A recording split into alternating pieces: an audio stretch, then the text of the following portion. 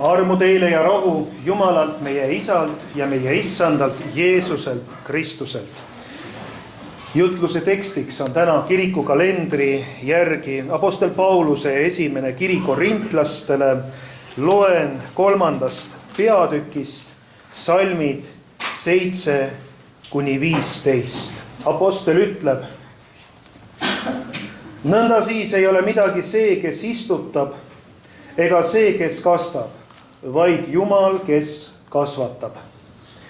Istutaja ja kastja teevad sama tööd, aga kumbki saab oma palga vastavalt oma vaeva nägemisele. Sest Jumala kaastöölised oleme meie, Jumala põllumaa, Jumala hoone olete teie.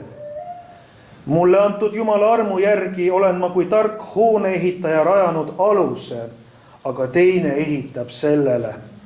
Igaüks vaadaku siis, kuidas ta ehitab. Jah, teist alust ei saa keegi rajada selle kõrvale, mis on juba olemas. See on Jeesus Kristus.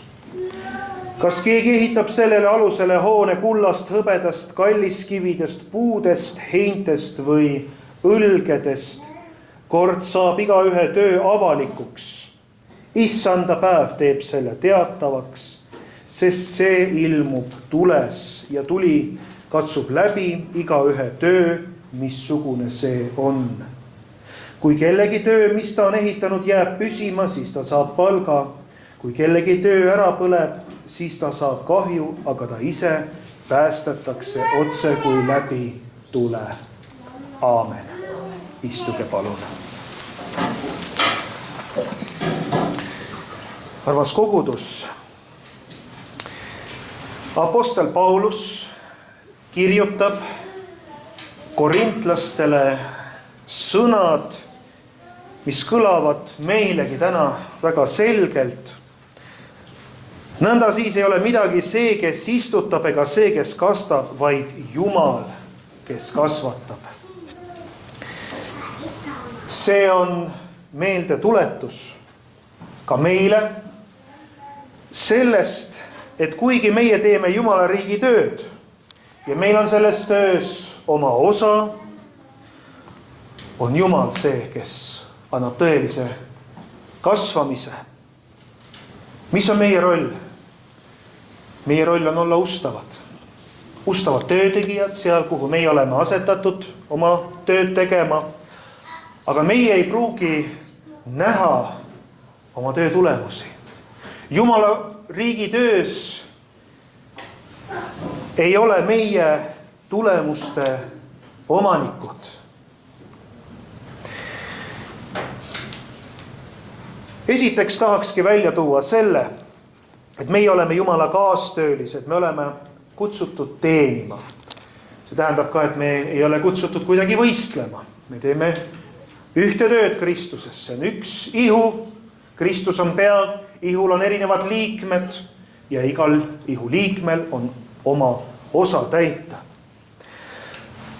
Aga mis puudutab Korintose kogudust, kellele Apostel Paulus kirjutas, siis seal koguduses me teame, tekitasid pingeid erinevad juhid ja õpetajad. Mis seal siis toimus? Seal oli olukord, et ühed ütlesid, mina olen Pauluse poolel, teised mina Apollose poolel.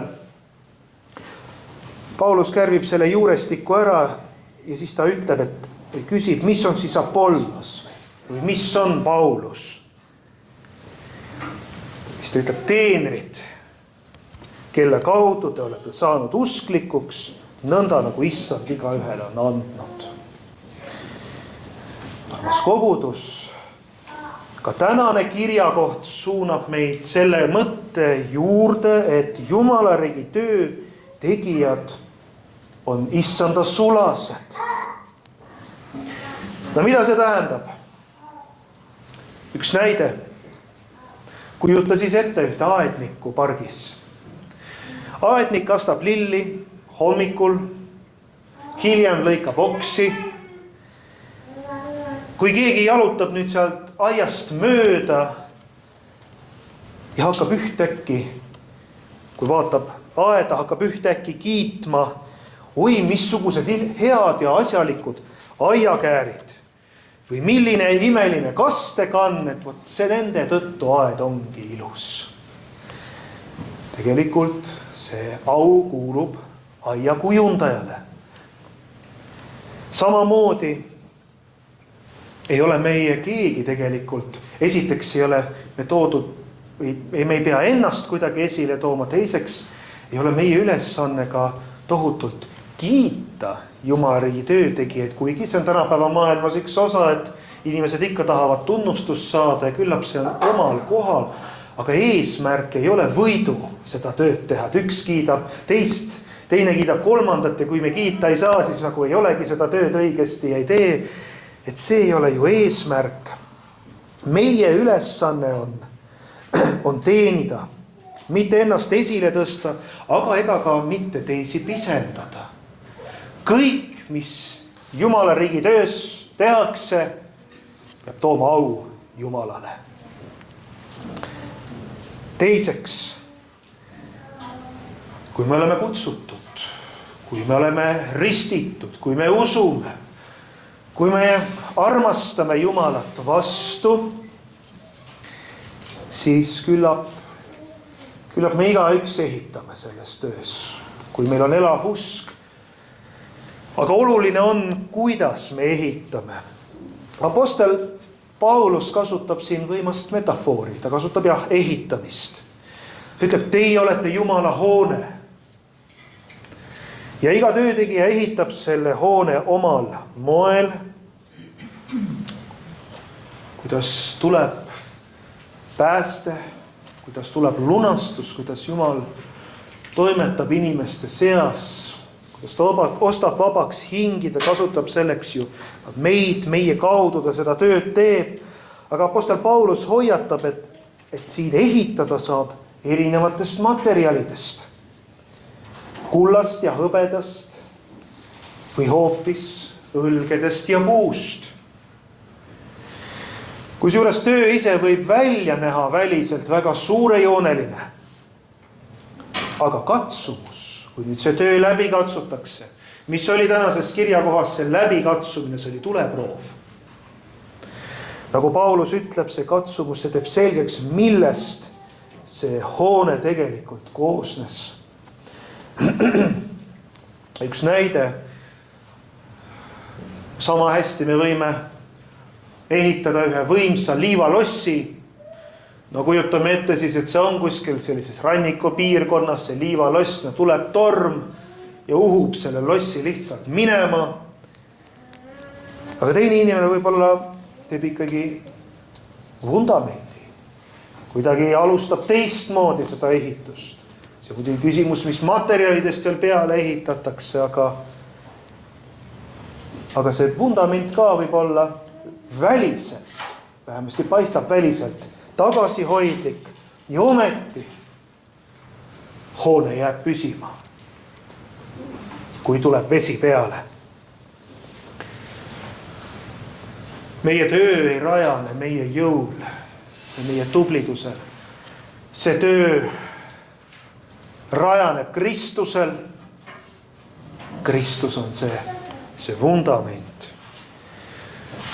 Ja Jumala riigi töös võib tihti olla nii, et kõige olulisem töö, kõige tähtsam osa võib hoopis jääda märkamatuks. Üks palvetab teise eest kodus, teine aitab vaikselt abivajajat. Kolmas loobub kusagil südames millestki enda omast, selleks, et teine saaks.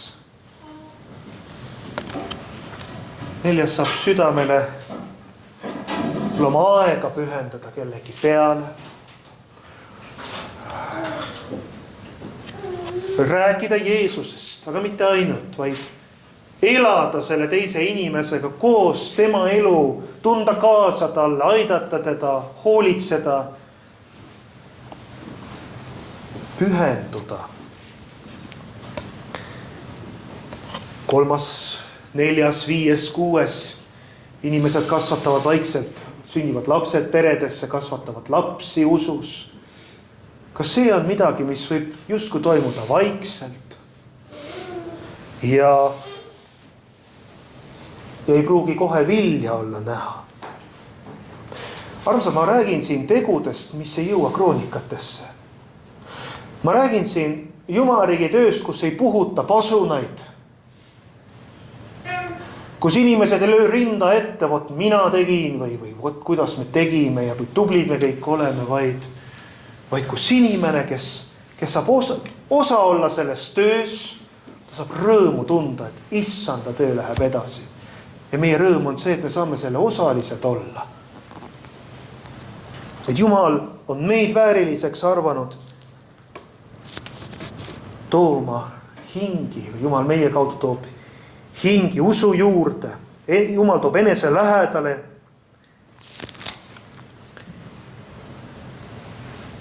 Selline teenimine on Jumala riigis kui tugev kivi, kui hea materjal.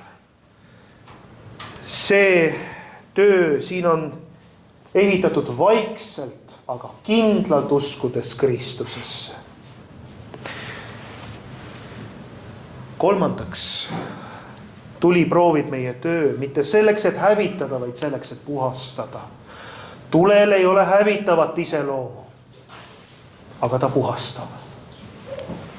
Paulus ütleb midagi, mis võib ju esmapilgul hirmutav tunduda, et no kuidas, et üks töö põlebki ära või toimub ära põlemine. Igaühe töö saab avalikuks. Ja tules katsutakse läbi, missugune kellegi töö on.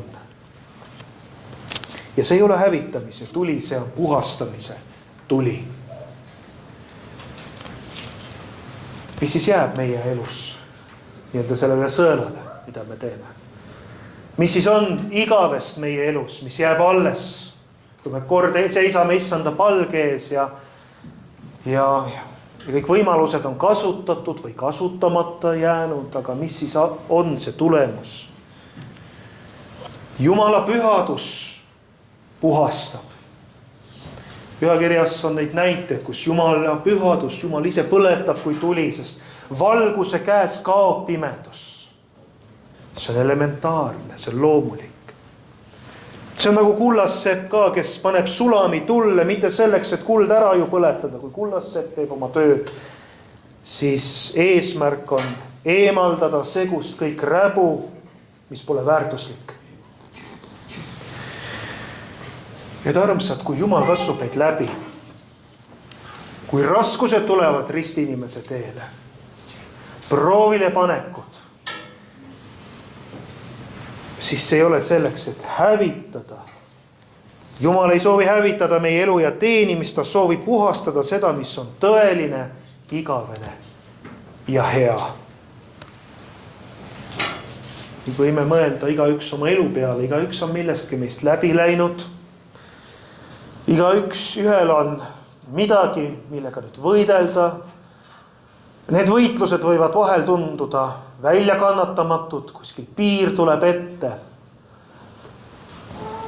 Aga kui inimene läheb läbi raskus, olgu see kaotus, olgu see haigus, olgu see kadunud aeg, võib-olla on see pettumus millestki. Kui inimene jääb mõttesse, siis sageli juhtub elus nii, et kaovad elust asjad, mis olid küll head ja mugavad, aga mitte igavesed. Ja need asjad tihtipeale kaovad just läbi selle üleelamise. Aga järele jääb midagi palju sügavamat. Usaldus, mis toetub ainult Jumalale. Armastus, mis on läbi katsutud, alandlikkus, mis ei ehita endale monumente. Mis tõesti usaldab ennast Jumala kätte. Neljandaks, meie töö, armsad, ei ole mõttetu kuidagi. Jumal näeb seda. Vahel tundub, et teed ja toimetad ja muidugi ebaõnnestumisi on ka ja mingi hetk on ka soov kuidagi käed üles tõsta ja öelda, et kas see aitab juba. kas peab tõesti kuidagi lõpuni vastu pidama, mis siis mõte on, aga apostel Paulus lõpuks julgustab, kui kellegi töö, mille ta on ehitanud, püsima jääb, siis ta saab palga. See tähendab seda, et sellel tööl on tulemus ja ka meie jaoks tulemus. See tähendab, et Jumal ei unusta ühtegi ustavat tegu, mis on usus tehtud. Mis iganes see ka ei oleks, olgu see julgustav sõna, olgu see palve, mida keegi ei näe. Iga and, mis on antud ilma pasunateta ja aplausideta, iga andeks andmine või iga teene, mille tegid lihtsalt sellepärast, et aga Jeesus on ju sind esmalt teeninud. Armsad, see kõik jääb püsima. Nii et tänane kirjakoht kutsub meid mõtisklema, et me ei ehitaks enesele, vaid Kristusele. Et me ei võistleks ja ei vaataks, kes kus paremini ehitab ja toimetab. Jeesus ütleb ju ka need sõnad, aga sina järgi mind. Et me ei otsiks aplausi, vaid igavest vilja. Ja et me oleksime valmis laskma Jumalal ka puhastada seda, mis on meie elus ehitatav. Et me ei kardaks seda puhastumist. Et me teaksime, kui meie töö on tehtud ustavalt, Jumal näeb seda. See on meie julgus, see on meile julgustus. Issand on see, kes laseb kasvada. Tema kätte võime selle kasvamise usaldada. Meil on teha oma osa. Selleks tahame Jumalat paremini ise tundma õppida. Tahame olla lähedamas osaduses Jumalaga. Tahame olla rohkem palves, rohkem sõna lähedal. Omavahel osaduses ka. Et me tõesti kasvaksime siin ja Jumal meie kaudu võiks tulemuslikult, asjalikult oma tööd teha, et meie ei oleks kusagil takistuseks Issandale. Tänu olgu meie Issandale Jeesusele Kristusele. Aamen.